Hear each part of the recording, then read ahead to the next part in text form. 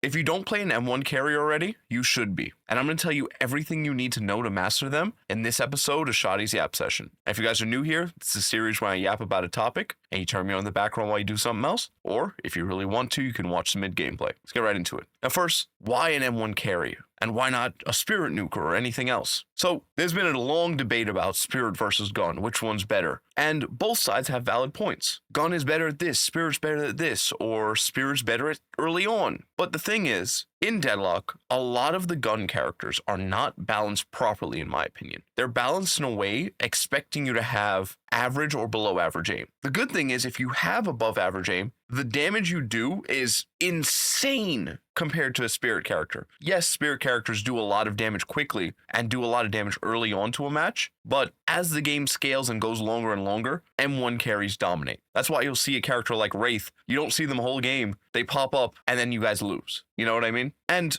pretty much every single M1 character also has a bit of Spirit to them, making it really hard for you to counter build. For example, Viper, which is my main, with Merc Mag, or Wraith with her cards, or just other characters in general, a lot of characters have some kind of hybrid ability. Even Vindicta, her gun scales with her ultimate stacks, but everything else she does scales with Spirit. So it's very hard to counter build a character like that, and you also need a lot more knowledge about counter building specifically than you would, let's say, oh no, me see Spirit character, me buy Spellbreaker, GG. You know, for M1 characters, it's not that simple always, because it's like, okay, how do I counter her cards? Okay, how do I counter this? Oh my god, I have a Viper on the enemy team, should I buy Dispel Magic to get rid of her too? You know, there's a lot more to it instead of just Spirit, when most of this game is just Spirit. If you look at every character on the roster, the game is pretty dominated by purple items instead of orange. And because of all this, there's some of the best characters in ranked and some of the best characters to climb with in general. Now, before I continue, I'm actually leaving for vacation today, so I won't be able to upload for a week or two, but I did create something for everyone who does want better, more consistent aim in an easy, fun way, along with a community to learn with and direct access to me to ask me questions, help from me, and all the practice you do is also under 30 minutes a day, making it great for normal people that just want better aim or just to feel more consistent in their games. So if something like that sounds interesting to you, click the top link in the description and join my school community. And the price is increasing at 100 members. So if you join now, you get the price that you start at forever. But make sure you don't wait because we're already at 50 people and it's only been 2 weeks. Anyways, let's talk about the phases of a game as an M1 character. The way you play an M1 isn't really like any other character in the game. Other characters, you want to roam, you want to fight, you want to get objectives. There's a lot more you want to do and you want to be a lot more active. But for an M1 carry, or just carry in general, your game looks like, for lane phase, you start, and your only goal is don't get snowballed. At the start of the game, all you care about is don't be snowballed, and don't set yourself up, making it nearly impossible for you to farm, or very easy for you to get ganked. Now, this also adds to, whenever you're deciding which lane to be in, I would advise you against being against the strongest laners. For example, if there's a McGinnis on the enemy team, guarantee you're not in their lane. You know, stuff like that. Making sure you're in a lane that you know you're not facing a character that will dominate you. Because all you really care about for a real match, to win a match, is getting out of lane phase, not 5k souls behind. Even if you're just neutral, or if you lose Guardian and you're only 2k behind, 1k behind, that's manageable. But if you end lane phase with 5 deaths, you can almost consider the game over if the enemy team is good. And the reason for all this is because your job is to scale. Your goal in the entire game, all you're thinking about is, how do I get to 30 minutes without losing? How do I get to 25 minutes without losing? How do I get to 30k souls without losing? And that's all you're thinking about. So after lane phase, based on how the lane goes is what you decide to do. If you win the lane phase, you get the advantage of being able to safely farm pretty much for free. Now, of course, they can dive Guardian and all that, but you shouldn't be playing in a way or in positioning in a way where you're at that risk. Now, we'll talk a little bit about positioning in a while, but for right now, if you win lane and you get the Guardian first, you are pretty much safe, because for them to come and get your Guardian after lane phase, it'll often require 2 people, 3 people, rather than just the other person you're laning against pushing ahead and taking it. And something like that diverts resources for the rest of your team. For example, if 3 people come take your Guardian, that means the other lanes can only have 2 and 1, or 1 and 2, or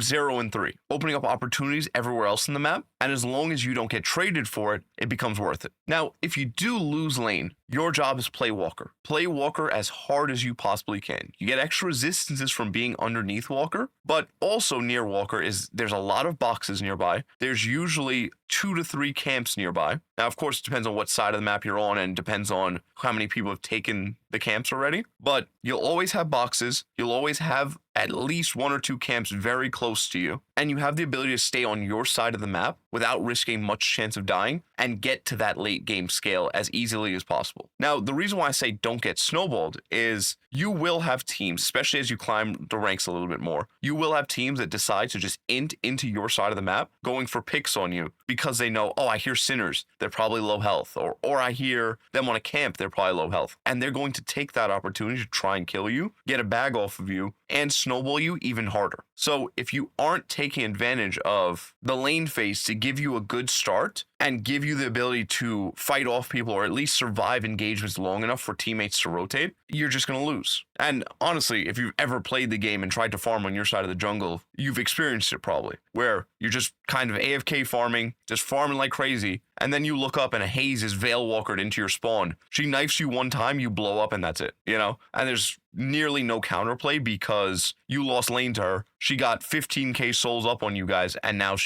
that's it, you know, that's game. So if you give too much advantage, you can't scale. Now, when you're farming, you also want to think about always pushing out 2 waves. The reason why I say 2 waves is if you only do 1, by the time you get to a camp or the time you kill a camp, you already have to start running back to get the wave. Because if you aren't getting wave off of cooldown as much as possible, you're missing souls. Because wave gives more souls than everything else, and then it's sinners, and then it's everything else. So if you're not getting sinners and wave all on repeat, you're going to get outscaled by someone else, especially outscaled by someone who's just fighting and farming your team. Because there's also something that I like to call unrealized souls. Unrealized souls are the soul tax of your teammates dying, or just in general your other teammates giving up objectives. For example, if an enemy gets, let's say, 10 kills, let's say only 5, right? But all 5 kills put your teammates on a 10-minute timer, right? Obviously exaggeration. Let's say a 60-second timer. But if it put them on a timer, that's 1 minute, 5 times, so 5 full minutes out of the game where they get no chance to farm. Now, to put that in perspective, imagine after lane phase, at 10 minutes, you sat there in lane phase and didn't move once until it was 15 minutes. Would you feel like the game is playable anymore? Probably not, right? You'd feel like, wow, I'm so far behind. There's genuinely nothing I can do unless I was the greatest player alive to beat these people. And that's kind of how it is, right? So the amount of souls you lose in just 5 minutes of gameplay, it's the difference between winning and losing. So if someone gets, even if it's just 5 kills, but all 5 kills put your teammates on timers or open up objectives or things like that, those are all souls that you lose. Because instead of just losing 1,000 souls, you lose 2,000 because you gave them another 1,000 as well. Now, we mentioned sinners earlier. For sinners, please always get them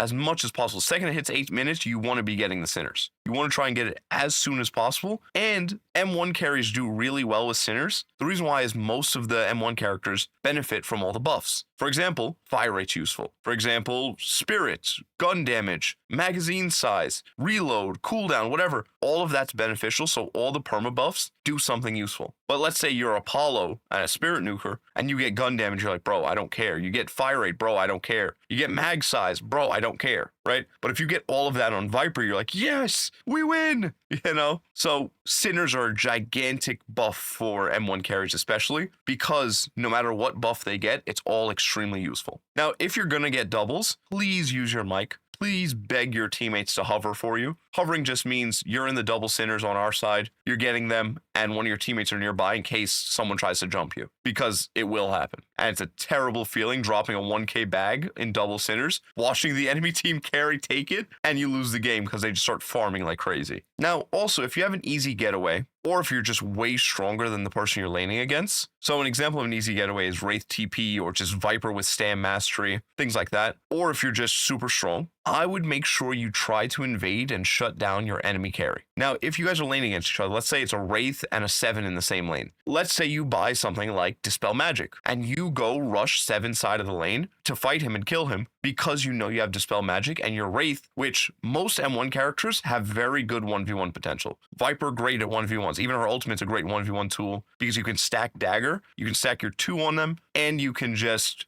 stun them for half their HP bar if you have something like Mythic Burst or whatever, Mystic Burst. And Wraith obviously just hit 4 and then they're dead, you know? But the reason why I say something like Dispel Magic is it's game knowledge. You go engage a 7 on their side of the map, they're going to say, bro, I have a stun. You're going to die. What are you doing? You dispel it one time, they have to panic ult, and they still die anyways because you just farm them with cards, you know? Or you wait for them to panic ult, then you ult them. It's so free if you know what you're facing, right? And think about it yourself. How often do you farm and you're under half health? Probably a decent amount, especially if you're AFK farming, which means chances are the enemy team does the same thing. So you can force fights like that and shut down the enemy carry, which is usually the only person on the enemy team that can contest you and be the difference between you guys winning and losing. Now, of course, don't do this with a bag. Speaking of bags, let's talk specifically about having bags. For everything that's good and holy, all of you people need to stop walking up to the bridge. You know, on your side lane, how there's a bridge that you guys normally fight at in the first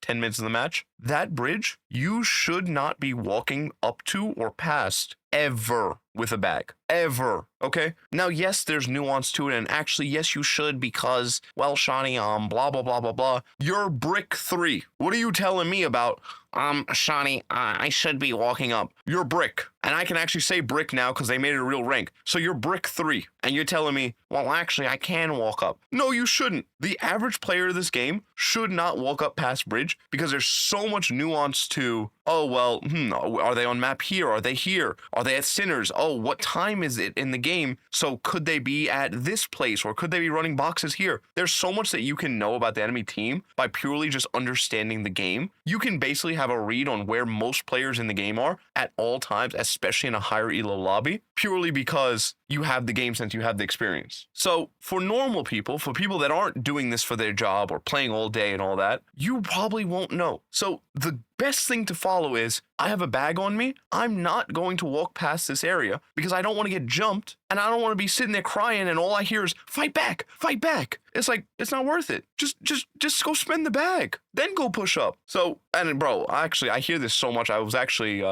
playing a match not too long ago. Speaking of playing a match, if you notice this gameplay is reused gameplay, I'm sorry about that. I really haven't gotten much time to play the game, and when I have played it, tell me why every recording I've done has been horrendous. It's like I start beatboxing in the digital plane. I don't know. My gameplay starts going the whole time. So I can't even record gameplay. When I come back, maybe I'll try and fix it all. But for now, I had to do what I had to do. You know, I didn't want to leave you guys with no video, so I did what I had to do. Speaking of that too, if you guys are enjoying it, please subscribe and maybe leave a comment. I'm trying to hit 100K subs this year, or at least by next year, you know? Anyways, yeah, don't push up past the midline. Most people say, oh, what are you expecting me to do? I just keep getting jumped, or every time I push up, they're all on top of me. That's a game sense problem. And it's a very easily avoidable game sense problem if you just do not push up past the midline of the map unless you know where a decent amount of the enemy team is. I would say minimum 4 people accounted for. If less than 4 people are accounted for, you should not walk past the middle line of the map. And also, if you didn't know, at the top of your screen, the enemy's health bar only pops up when they've been on vision. So if you look at your top bar, their health bar will only be there if they've popped up on the map very recently, which means if you see characters without a health bar, they aren't on vision. So I can't believe how many people didn't know this, but yeah, if you look at the top, if you see their health bar, someone saw them very recently. If you don't see their health bar, they're gone. They're missing. They run, you know? Now, let's talk about objectives. For objectives, I honestly think you should miss the first rift. Unless it's on your lane already. Like if it's in the lane you're farming in, spend your bag, make sure you have no bag, and then fight it. But if it's not in your lane, first rift, just farm. Do not go to the rift unless there's some kind of nuance in the game you're in. But for the most part, there probably won't be. And if you're watching this video and you're already like a Turnus or something, bro, you got an issue. You know, first of all, ranked update happened like 2 weeks ago. Bro, Crayon only hit it like a week ago. How you a Turnus, bro? But regardless, this is more for normal people. You know, if you're ascendant below, for the most part, it's not that big of a deal. Like following generalizations usually works pretty well. I think most people can get to, or at least what old Ascendant was. I don't know how new Ascendant works yet because we haven't had enough people hit it. But before, you could pretty much have a above average understanding and generalizations would work and you'd be fine. So for most people, the generalization of miss first rift unless it's in your lane works because you're able to get so much more farm by missing that fight and scale so much more, and you guarantee not getting split pushed and maybe even opening an opportunity to split push because the other M1 carry maybe doesn't follow the rule. They go to the rift and you guys lose a walker, or sorry, they lose a walker and you get a solo walker bag and you're rich and you win the game. Now, speaking of being rich and winning the game, around 30k farm for some characters, like for example, for me on Viper, I get Merc Mag and usually like Ricochet Split Shot by 20 something K. After that, I've never farmed again ever. I usually don't farm on Viper either, but I think you should farm on Viper if you're newer to her, because the roam playstyle is very easy to thread the line of I'm throwing versus I'm carrying, you know what I mean? Versus just farming in a lane makes it very easy to carry, regardless of your overall performance, because you just get so obscenely powerful it doesn't matter. But I pretty much perma roam on Viper. I don't sit in the lane once, if I can. But once I get that 24k-ish, I only fight. And that's how you should be for M1 carries and most carries in general. You should just be perma fighting. The second you hit your spike, that one item that you know, oh my god, once I get this item, I'm the best. Or that one AP investment. For example, Ricochet Split Shot for Viper is so good because I max out my 2, and then I pop Split Shot. Not only do I do insane gun damage, I have Merc Mag, so I do insane spirit damage, and I have usually opening rounds, not as much anymore. I don't build opening rounds as much because I just go for a different damage item. But then I'll have opening rounds, and they're all instantly under half health from one clip, and then my 2 finishes them all off and they all die. That's pretty much how it goes. So much stacking on top of my damage. It's same thing with, let's say, something like Wraith. You have Merc Mag on Wraith, Merc Mag, Ricochet, and I don't know, Dispel Magic, and you're ready to take on the world, you know? Max out cards, maybe max out 3 or max out 4, and you're ready to take on everybody. Sometimes even max out 2 is really OP on Wraith, because how fast the cooldown is, you just have a perma shield that just makes you a tank too, and a perma reposition. But you need to figure out what your spike is. Once you figure it out, every game you play, your job is get to that spike and then never stop fighting ever again. And that's pretty much how you win. Now, when you're in a team fight, your positioning matters a lot more too, because everyone in the game will know, oh my god, we need to kill Wraith. I have Curse,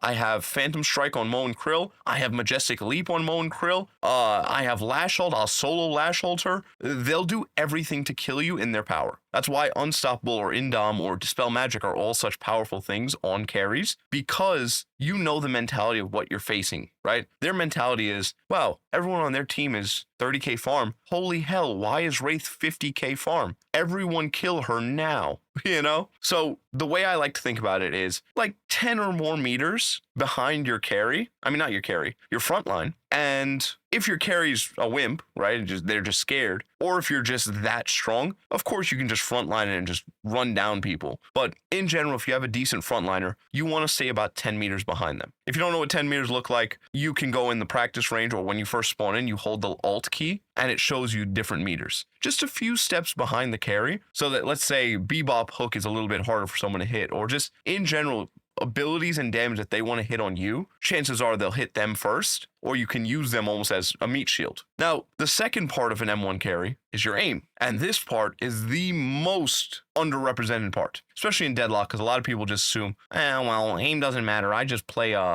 Spirit Nukers, you know? And even in Spirit Nukers, the thing about aim is people don't understand. Aim isn't just about ooga booga, me hit all these nice shots. Aim makes everything feel better. It's also why I recommend everyone who plays video games a lot should get their aim coached. That's the reason why I've coached over 2,000 people for aim, because so many of them hit me up and just want to feel better in their matches. And it doesn't mean that they're going to be some aim demon or they want to be some aim demon. They just want to feel good in their match. They want to stop losing kills that they could have had if they just had a little better aim or a little more consistent aim. You know what I mean? So that's what it is. It's not just, oh, I'm hitting everything, I'm so good. Now, since we're clarifying stuff about aim, one clarification everyone needs to know is, first of all, in Deadlock, half or more of your damage for a gun character is your gun. All M1 characters still do Spirit pretty much, but over half your damage is usually your gun. So if you're only, 20% accuracy, getting up to something which is still low, but double, 40% accuracy, literally doubles your damage, not counting headshots, which would more than double your damage. So why wouldn't you learn how to aim? Why wouldn't you improve your aim? Now, the other thing about aim is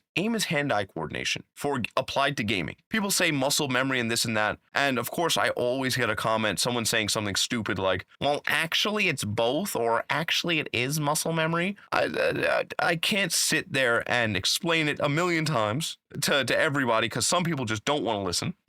But think about it. If you're playing on a mouse pad, right, and you sweat, the humidity of your room, or just the sweat from your arm, or you just did a workout so your arm's a little more loose and the mouse almost feels lighter. All of those things and little factors like that would make it so you'll never have consistent aim ever if it was muscle memory. But it's not. I can show you, and actually in my community, the one I mentioned earlier, I do have a video where I show, hey guys, look, I'm literally playing on random sensitivity. Look how my score is still top 200. So it doesn't really matter. You can feel the difference in your aim and you can make the appropriate adjustments based on what you feel. But if it's hand-eye coordination, you need to train it, right? You weren't always amazing at catch, but you practiced. You weren't always amazing at, let's say you learned how to play piano, but you practice. It's a simple thing to practice. Now, people also don't really apply it to real things. People treat gaming as its own thing. But the reason why I love teaching aim and I love teaching gaming as well is fitness and aim are the exact same thing. Now, you might say, Shadi, what are you talking about? Is this guy insane? He's lost it. So let me explain. If you're practicing your aim, and let's say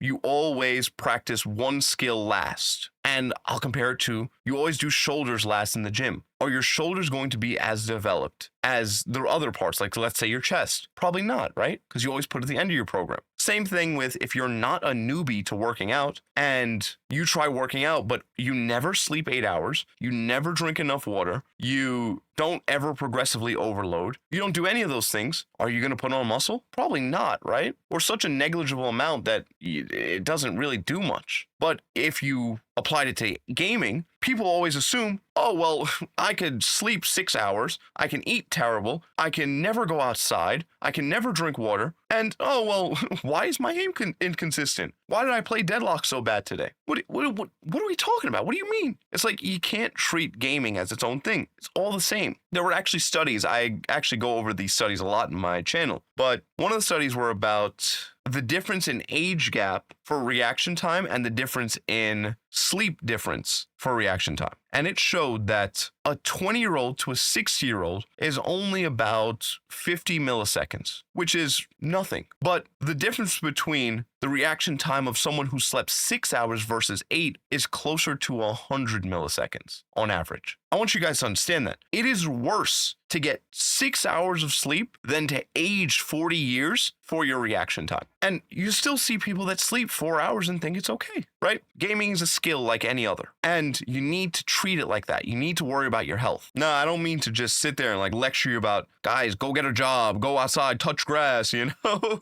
But it is important and it does really help. Even just nutrition or blueberry intake was a big one for me. Blueberries are amazing for your eyes and your reaction time as well. The reaction time part might actually just be because, you know, obviously your eyes are more alert, a little bit better, a little healthier. So that might cause it. But I noticed a big reaction time difference when I started consuming more blueberries regularly in my diet. So all this to say, take care of your health, guys. Forget even aim training and all that, which we're going to talk about in a little while, but please take care of your health over everything else. It's such an easy fix. And actually, someone brought this up in my community, and I responded to them, I talked to them about it, and what they said was, they asked about, should they be playing music when they practice? Funny enough, there were multiple studies, and it was to show the ability of recollection of data with music. Now, what are you talking about, Shadi? They had people take tests. And when they were studying for the test, they all would listen to music, and the other group wouldn't. The group that listened to music and played the same music during the exam were able to overall remember the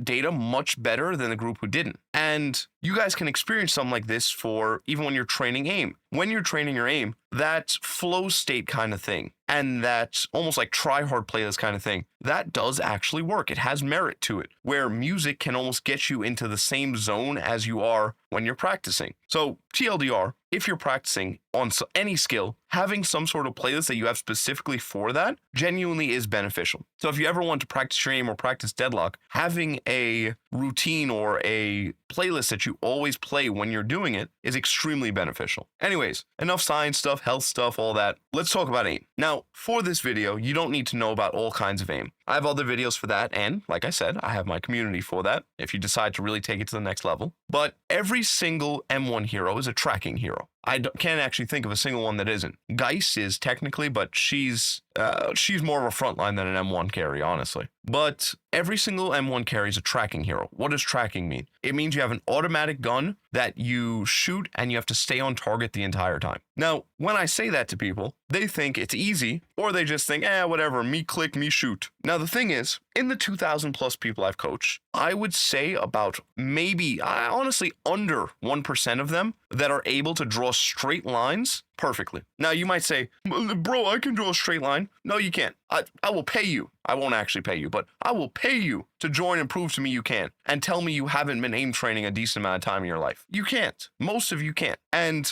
it actually became such a big issue that I noticed so much that I pretty much designed my entire programming and all of my coaching around that one skill. And I call it staggering or jittering, right? When you stagger your aim, it's basically going from left to right, but you can't do it in one smooth line. It kind of like goes, you know what I mean? It's jittery. It's on and off. It's almost like you're driving a car and you're hitting the gas, slamming on the brakes, hitting the gas, slamming on the brakes. Because instead of being able to see, oh, I'm tracking too fast, let me slow down, people slam on the brakes and stop their mouse. And same thing with if they're behind a target, instead of just speeding up, they slam the gas and then realize they go too far, then slam the brakes. It's exactly what it's like for aiming. So when you're aiming, you want to think about smooth, consistent lines. It's almost like you're drawing and you're using a pencil, and you want to take that pencil and draw something without ever lifting up the pencil. That's how you want to think about it. Because a lot of inconsistency in aim is because of a lack of smoothness. It's because of jitteriness. It's because of the lack of training in certain muscles. So the reason why this becomes a problem for real games is most people can't track a gigantic target in one smooth straight line. How are you going to track a headshot hitbox? A headshot hitbox is small, smooth, and very, very controlled to track. So how can you do that if you can't do a big target? That's the problem. That's what most people run into. And this is honestly where aim trainers come in. Now, people might hear aim trainers said, well, clicking off the video. The thing about an aim trainer is it's just like practicing any other skill. If you wanted to learn how to sing, right, you wouldn't just only sing songs and pray you get better. Because, for example, I used to sing songs, but I have a very deep voice naturally. Even when I speak like this, I raise my voice subconsciously because I'm very it's uncomfortable to speak in my normal voice, because if I do, I sound like this is my normal voice. This isn't really my normal voice. This is still higher than I actually sound, but I don't like it because I feel almost rumbly when I do it. And I don't know, I'm speaking slow and sultry to you guys. I don't like it. So I subconsciously raise my voice. And when I used to sing, I would sing in my head, right? And people would tell you, oh, you just keep singing to sing better. It's wrong. Because if you're fundamentally doing it wrong and you have no way of knowing you're doing it wrong because you just keep doing the same thing, you're never going to get better, right? And that's what happens. People just sing and sing and sing, or shoot and shoot and shoot in a game, but they have the same technique issues that they've had since the first day, and they never get better. So aim trainers serve the purpose of, what is your issue? Here's how to fix it. Go and fix it. Now, of course, there is a learning curve to aim trainers. You have to figure out what map does this or what map does that, because a lot of people try aim trainers and say, they don't work because they didn't have a plan. They didn't know what to do. They didn't have the correct maps or the correct playlists to properly apply the technique. And while yes, on my channel, I have a ton of videos explaining that to you and how to build your own playlists or even playlists I use, if you want to skip every single one of those things, I've done all of it for you, and I've spent years studying aim, trying to learn how to get people as good of aim in as short of time as possible. So if you guys want to save all your time, join my community in the top link in the description. We've already got 50 people in it. The price will go up at 100 members. So if you want to lock in the cheaper price while you still can, I'd head to the top link in the description. You can talk to me every single day, ask questions, get all of the material I have and any material I release in the future as long as you stay. And the yearly is on a pretty decent discount. So if you really want to get your aim going, feel free to join the yearly. Anyways, I love you guys. Have a good one. God bless you.